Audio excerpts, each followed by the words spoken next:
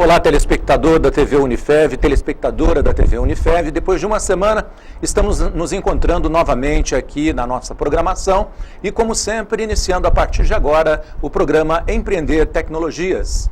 Seja bem-vindo, seja bem-vinda. E todas as semanas nós estamos apresentando conhecimentos novos através desse programa, levando até você informações de ponta, conhecimento da mais alta importância, do mais alto interesse. E hoje aqui na nossa programação nós vamos tratar de um assunto muito interessante. Nós vamos trazer informações e curiosidades sobre o uso do seu veículo. Para isso nós estamos recebendo nos estúdios aqui do Labim o professor Paulo Rogério Cecílio, coordenador dos cursos de tecnologia, e também o Rodrigo Bolotari, que é proprietário da oficina Ativa. Eu acho que esse assunto é um assunto, automóvel é uma paixão nacional e, sem dúvida nenhuma, falar sobre isso é sempre do interesse de toda a nossa audiência, os nossos telespectadores. Vamos falar um pouco sobre a durabilidade do veículo e das peças, né? Elas não são iguais nos automóveis e mesmo as peças diferentes têm durabilidade diferente, dependendo da marca e dos cuidados que o proprietário tem com o carro. Nós podemos dizer que a saúde do automóvel está totalmente ligada aos cuidados do dono? É só isso que importa? Rodrigo? Eu acho que sim. Quanto mais ele cuidar do veículo, vai ter uma vida útil maior, né? Claro. Será que, Ramon, por exemplo, não sei, os brasileiros eles têm o costume de deixar sempre para a última hora as coisas. Às vezes você está andando com o seu carro, tem um barulhinho lá que você fala, não é nada, tá tudo bem, vamos andar. Até é legal que o Rodrigo explique o seguinte, por exemplo, o que é o melhor? A hora que você sente alguma coisa, já ir verificar, ou esperar realmente dar um problema, que eu acho, não sei, não digo por todos, mas a maioria dos brasileiros, a hora que realmente o carro está para parar, que aí ele pensa em levar um especialista para verificar, né? Sem dúvida. Eu acho que o que eu quero dizer, não sei, eu acho que você quis dizer assim, depende do dono, assim, o dono mais cuidadoso, o cara que vai primeiro para ver, não sei se é por aí. O diagnóstico seria melhor ao início do problema ou depois que estoura o problema é pior? Todo fabricante já pede que tem que ser feitas revisões periódicas. Cada modelo, cada empresa ela tem a sua especificação lá de revisões, né? Tem carros que revisões a cada 5 mil, a cada 10 mil, mas é o que você falou, tem gente que deixa para a última hora, né? Parou, arruma, né? Mas a cada 10 mil quilômetros, pelo menos, tem que fazer uma verificação, ver como que está a parte de freio, suspensão. Até enfim. Porque se parou, a gente não sabe nem aonde vai acontecer. Onde vai parar, Quer dizer que a preventiva ocorre muito pouco, né? Mas é a corretiva mesmo, né? A manutenção, a gente diz. Porque a preventiva você realmente ir lá e fazer a revisão e resolver o problema antes dele ocorrer. Mas é interessante, o pessoal tem costume, quando tira um carro 0 km, ele faz as revisões certinhas, enquanto está dentro da garantia. Isso. Acabou a garantia, esquece. E aí o dia que o carro para, ele vai... Aí faz só a corretiva mesmo. Legal. E aí fica bravo. E aproveitando que a gente está falando da saúde do automóvel, como é que nós podemos cuidar dos pneus, por exemplo? Os pneus, tem que ser feita a calibragem dele, sempre com os pneus frios, pelo menos uma vez por semana. E o rodízio, porque... todo carro não 4x4, até mesmo 4x4, porque o 4x4 ele é ligado à tração em determinados momentos, mas a tração são individual, 2 dianteiras ou 2 traseiras. Sim. Então esses pneus tendem a ter um desgaste maior. Então, um carro que tem a tração dianteira vai desgastar o pneu dianteiro maior. Com certeza. Então a cada 10 mil quilômetros fazer o rodízio desses pneus. Então joga esse para trás e os traseiros para frente. Agora, tem que fazer o alinhamento e o balanceamento também. Você falou, Rodrigo, de calibragem. Eu não sei, mas agora muita gente está experimentando calibrar com nitrogênio. E existe até a menção de que você pode passar 6 meses sem ter que calibrar novamente. Você tem informação sobre isso? Você tem, Paulo? Não, o nitrogênio, o pessoal calibra com ele por causa da temperatura. O pneu esquenta e ele não tende a baixar. Mas ele também tem perca. O pneu, na verdade, ele, por mais que ele seja vedado, lacrado, ele tem algum ponto de escape de ar. Certo. Por mais, não é só furado. O pneu furado ele vaza tudo. Mas um pneu, por mais que ele tenha ele ser novo, ter toda a vedação na roda, ele tem algum escape de ar, mínimo que seja. Então, com o tempo, por mais que o seu pneu é novo, ele vai baixando a calibragem. É claro que com o nitrogênio provavelmente isso demore mais. Mas eu acho que a checagem é importante, né? Agora, a troca também do pneu não é só quando está no arame, não, né? Como diz o pessoal por aí. Não. É preciso conhecer o pneu, a especificação técnica dele, quando compra, para saber quantos mil quilômetros ele vai estar...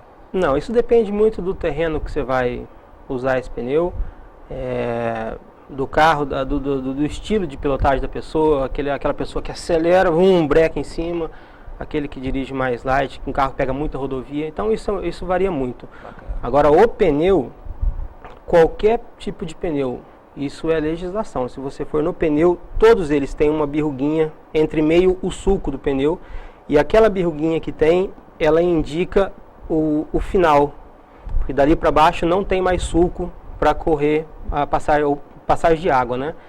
Então isso até a polícia militar vê por isso aí, aquela birruguinha que tem no meio do pneu. Qualquer pneu que você for usar, tem isso aí. Então quando chegar naquela marcaçãozinha ali, já é hora de trocar o pneu. E é até bom esclarecer para o telespectador, porque às vezes tem muita gente que dirige, talvez porque começou há pouco tempo, né, e não sabe ainda que, na realidade, o pneu exerce uma função importantíssima para manter a estabilidade do carro no momento de chuva. Se ele não tiver esse suco, né, o carro vai ficar à mercê aí de a famosa aquaplanagem, né? Exato. E muita gente, às vezes, por não saber disso, acaba aí sofrendo acidente. Bom, mas em relação agora aos amortecedores, tá? Quando trocá-los? O amortecedor também vem a fase preventiva. O amortecedor ele não tem um meio termo. Ou ele tem pressão ou ele não tem pressão. Se vazou, ele acaba a pressão na hora. Uhum. Então, mas também a verificação dele tem que ser feita pelo menos a cada 20 mil quilômetros. Ou a troca dele a cada 80 mil. Né? Mesmo não estou sentindo nada, mas está com 80 mil quilômetros, ele já tem um certo desgaste. Isso varia muito de carro para carro e de terreno que ele é usado também. Isso que eu ia perguntar, por exemplo, uma pessoa que vai muito para a área rural, a tendência do amortecedor a durabilidade é bem menor. Pelo esforço que é, né? Mas a verificação pelo menos a cada 20 mil quilômetros. Aí se nas revisões notar ali algum vestígio de óleo, vazamento de óleo, aí tem que ser feita a troca. E detalhe, não troca troca o conjunto. Conjunto seria de 2 ou de 4? 2. Tem mirejo na frente e troca os 2 dianteiros. Tem mirejinho em um dos traseiros. Mesmo que o outro não estiver apresentando problema. Na verdade, se você for parar para analisar, é trocar os 4, porque né, se já está ali com 80 mil quilômetros, né, e teve um mirejinho no amortecedor dianteiro, com certeza os traseiros também vão estar já desgastados. Então, certo é trocar todos. Mas, enfim, troca-se os 2 dianteiros ou troca os 2 traseiros. Agora, a título de esclarecimento, na realidade, os amortecedores não têm só a função de deixar o carro macio, não, né?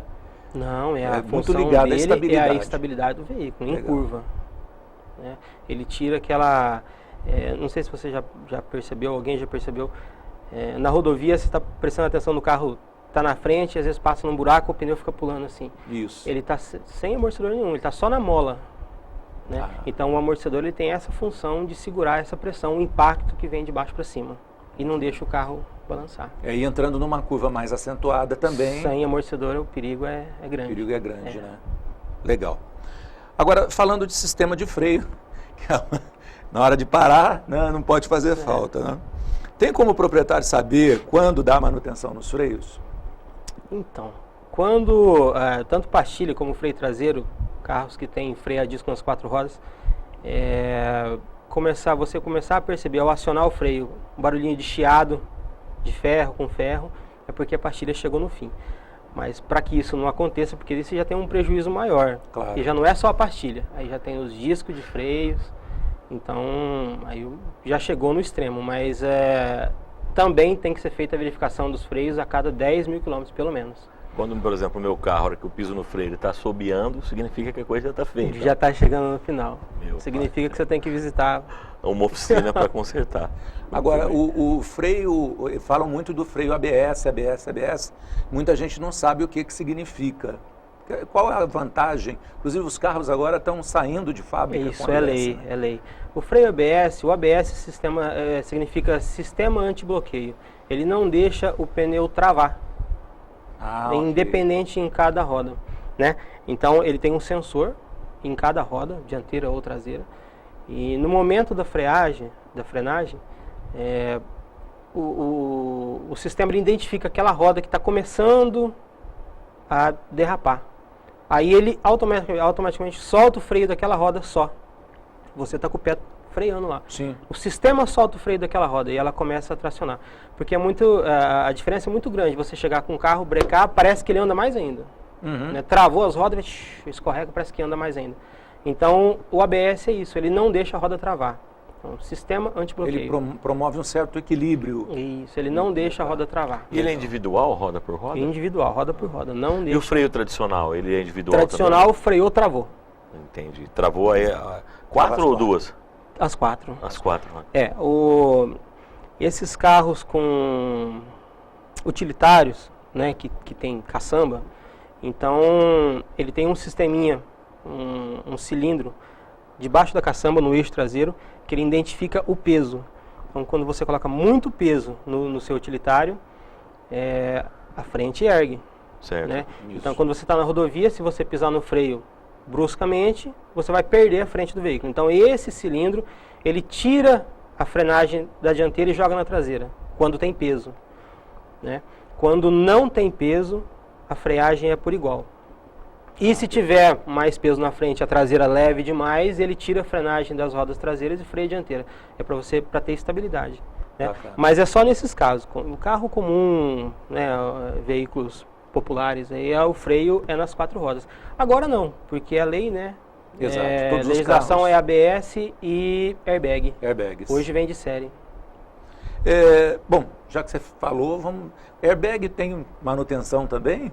Não, o airbag não tem manutenção. Não tem, né? Não, ele está ali, vai ficar ali o resto da vida, se não tiver nenhum acidente, ele nunca vai ser acionado. Mas se acionar, aí é feita a troca do sistema completinho. Todos, desde o módulo, até dos chicotes, de tudo. Porque ele é de impacto, né? Não troca só aquele saquinho que estourou, então? Não. Tem que trocar toda a estrutura trocar do todo airbag? o sistema, inclusive o painel do veículo, porque tem Deve alguns... ficar caro, né? Tem alguns que ele sai principalmente o airbag de passageiro, dianteiro. Perfeito. Ele sai de dentro do painel, ele rasga o painel e sai para fora. Ali tem que ser feita a troca do painel completo. Muito bem, deve ficar caro cada explosão de um airbag. Eu tenho ABS. Bom, agora, o semestre está tendo aí muitos feriados, né? O próximo, eu acredito também que vai ter muitos feriados. Ou então o pessoal que vai sair de férias no meio do ano. Como é que deve ser a revisão para sair de férias? O que é preciso ser feito? Bom, revisão, é claro, vai sair de viagem. São vários itens que precisam ser verificados para que ele não tenha problemas aí durante a viagem. Claro que ele tem que procurar uma oficina para fazer isso aí. Mas existem vários itens que ele mesmo pode fazer em casa. Claro. Né? Tais como fluidos, água do radiador, níveis de óleo de freio. Isso é tudo importante. Sistema elétrico, como os faróis, que ele mesmo pode ligar, ele vê lá na parede os faróis funcionam certinho. Pede para uma pessoa pisar no freio para ele olhar a traseira. Setas, né? O esguichinho de água é muito importante, manter sempre no nível. As palhetas, o limpador de para-brisa. Então, isso passa desapercebido. É claro que dentro de uma oficina, o profissional ele já tem esse hábito de olhar tudo, né? Fazer o check-up. Isso é o mínimo que ele pode fazer dentro de casa, claro, mas aí dentro de uma oficina mecânica, o profissional ele vai analisar outras coisas, né? A parte de sistema de freio, de amortecedor, se não tem vazamento de óleo. Né? Na verdade é aquilo que a gente vem falando dos itens que nós comentamos, né? Tudo é importante numa viagem. Os pneus, o amortecedor, o proprietário o proprietário ele pode ir lá olhar, abrir lá o reservatório de água, ver que a água está no nível, mas ele não percebe que aquela água ela está suja, barrenta, né?